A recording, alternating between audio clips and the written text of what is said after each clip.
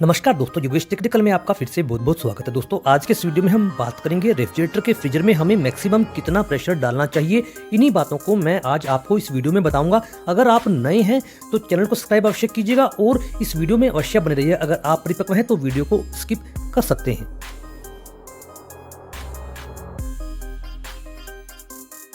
सबसे पहले हमें यह पता ही होता है कि हमें फ्रीजर में प्रेशर या उसे फ्लैश क्यों करवाना पड़ता है। हमारे फ्रीजर में रेफ्रिजरेंट के साथ ऑयल की मात्रा आ जाती है और वहां पर इकट्ठी हो जाती है। उसे ही बाहर निकालने के लिए या फिर लीकेज चेक करने के लिए हमें यह प्रोसेस करना पड़ता है और अक्सर हम कई बार इसमें गलती कर बैठते हैं। और दो दोस्त नए हैं इस फील्ड में, वो अक्सर ऐसा कर बैठते हैं। इससे पहले दोस्तों, अगर आपको रेफ्रिजरेशन के किसी भी टूल के बारे में पता करना है या उसे लेना है तो मैंने डिस्क्रिप्शन में उसके लिंक डाल दिए हैं। वहां जाकर आप उस टूल से संबंधित जानकारी ले सकते हैं या फिर वहां से उसे खरीद सकते हैं। दोस्तों अभी आप जो सामने देख रहे हैं यह एक पाइपिंग वाला फ्रीजर है जो पहले पुराने फ्रिजों में आता था। आजकल यह फ्रीजर आपको देखने में काफ़ी कम मिलेगा। सबसे पहले हम इसे भी प्रेशर की टेस्टिंग करेंगे और मैं आपको बताऊंगा कि हमें प्लेट टाइप वाले एपरेटर में कितना प्रेशर डालना चाहिए। दोस्तों आपको यह पता ही होगा कि यह जो एपरेटर हैं दो प्रकार के होते हैं। जो पहले आपने देखा वो पाइपिंग वाला था, यानी कि उसमें पाइप चारों तरफ हमारे फ्रीजर बॉक्स में थी। और अभी जो आप सामने देख रहे हैं यह जो फ्रीजर है यह प्लेट टाइप फ्रीजर है। इसमें क्या होता है कि दो प्लेटों के मध्य हवा या एक डाई का पैटर्न बनाकर उसमें उभार कर दिए जाते हैं और उसमें ही वो रेफ्रिजरेंट दौड़ता है।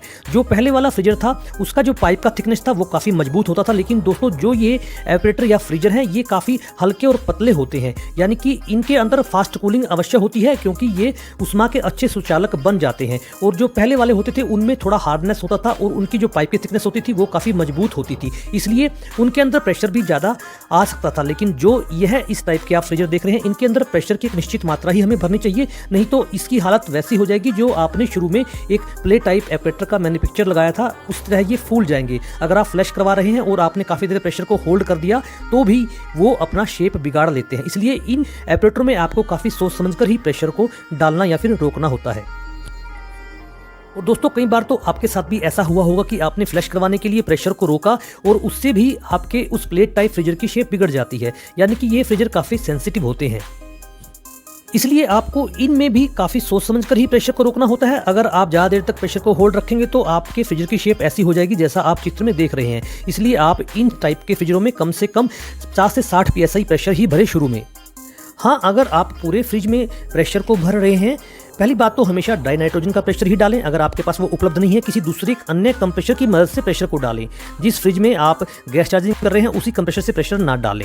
और अगर आप पूरे फ्रीजर में प्रेशर भर रहे हैं और आपका जो फ्रीजर है वो पाइप टाइप है जो मैंने आपको शुरू में दिखाया, तो आप इसमें शुरू में 100 से लेकर 200 तक का प्रेशर आप इसमें डाल सकते हैं। अगर आपको लीकेज नहीं मिली तो उसकी एक सीमा को आप बढ़ा सकते हैं, वो आगे मैं आपको क्लिप में बताऊंगा। अगर इस टाइप का फ्रीजर है आपके फ्रिज में, अगर आपके फ्रिज में प्लेट टाइप फ्रीजर है जो आपने शुरू में देखा था जो फूला हुआ था, उसमें अगर आप प्रेशर डाल रहे हैं पूरे रेफ्रिजरेटर में तो आपको शुरू में 50 से 60 PSI तक का ही प्रेशर डालना चाहिए। अगर उससे आपका काम बन जाता है, लीकेज मिल जाती है तो ठीक है, नहीं तो आपको उसमें मैक्सिमम 90 PSI तक का ही प्रेशर डालना है। अगर आप 90 PSI से ज़्यादा का प्रेशर उसमें डालेंगे तो आपकी जो फ्रीजर की शेप है वो बिगड़ जाएगी और उससे आपको आर्थिक नुकसान होगा। क्योंकि अगर फ्रीजर की शेप एक बार बिगड़ गई तो आप उसे ठीक नहीं कर पाएंगे, क्योंकि जो प्लेट टाइप फ्रीजर होते हैं काफ़ी सेंसिटिव होते हैं और इनमें अगर आप एक बार शेप बिगाड़ लेते हैं तो आप उसे दुरुस्त नहीं कर पाएंगे और आपको नया फ्रीजर लगाना पड़ेगा जिससे आपको आर्थिक नुकसान हो जाएगा।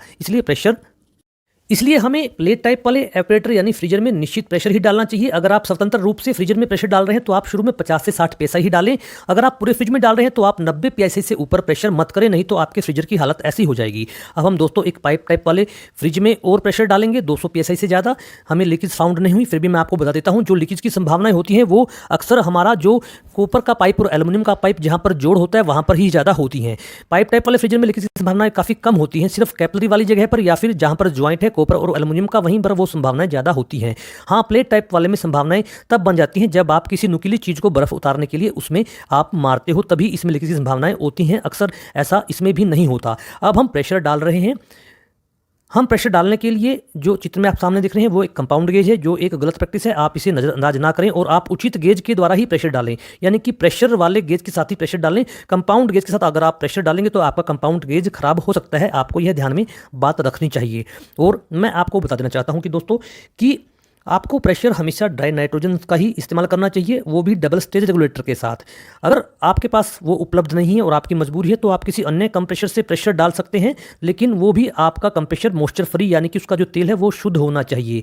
उसके लिए आप उसकी सेक्शन पर एक ड्रायर फिल्टर भी इस्तेमाल कर सकते हैं, जिससे कि उसमें जो हवा अंदर घुसेगी वो मॉइस्चर फ्री होकर जाए, क्योंकि जैसे भी हम फ्लैश करवाते हैं तो वो मॉइस्चर हमारे सिस्टम में रह जाता है। उसके बाद अगर आपको फ्रीजर फ्लैश करवाना है अच्छे तरीके से, उसके लिए आप एक तरीका आजमा सकते हैं, वो मैं आपको बता रहा हूँ। लेकिन हमने अभी इसमें 200 psi के लगभग प्रेशर भर दिया है और अब हम लीकेज को चेक कर रहे हैं उन सभी जॉइंटों पर जहाँ संभावनाएं हैं। तो मैं आपको बता रहा था कि अगर आपको फ्रीजर से तेल निकालना है, उसका एक तरीका है कि आप अपने फ्रीजर को बाहर निकाल लीजिए फ्रिज से और उसे किसी कंप्रेशर से अटैच कर दीजिए, जैसा मैंने अभी किया हुआ है। और फिर आप फ्रीजर को हल्का हल्का गर्म करते रहिए और गर्म करते रहिए जब तक कि उसमें से धुआं आना शुरू ना हो जाए। अगर आप फ्रीजर को आगे से रोकेंगे, जैसा आपने चित्र में शुरू में देखा, तो उससे भी आपके फ्रीजर की बैंड होने की संभावनाएं बढ़ जाएंगी अगर आपका फ्रीजर प्लेट टाइप है। इसलिए आप हल्का हल्का गर्म करके जब सारा तेल धुएं के रूप में बाहर निकल जाए तो आपका फ्रीजर पूरी तरह से तेल रहित हो जाएगा। ये एक वो तरीका है जो आप अपना सकते हैं, लेकिन उसके लिए आपको फ्रीजर बाहर निकालना होगा। अगर आप फ्रीजर के अंदर ही ऐसा करेंगे तो आपके अंदर की जो बॉडी है वो मेल्ट हो जाएगी। तो दोस्तों, हमने लीकेज को चेक किया, हमें लीकेज कहीं नहीं मिली, हमें इसमें और प्रेशर बढ़ाएंगे, लेकिन यह एक पाइप टाइप वाला फ्रीजर है, यह आपको ध्यान में रखना है।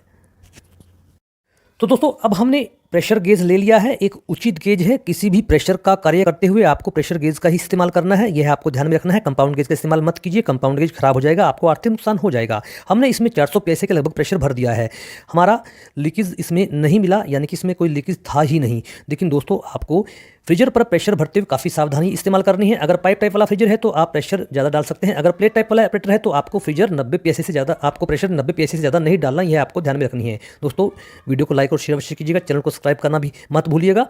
धन्यवाद दोस्तों।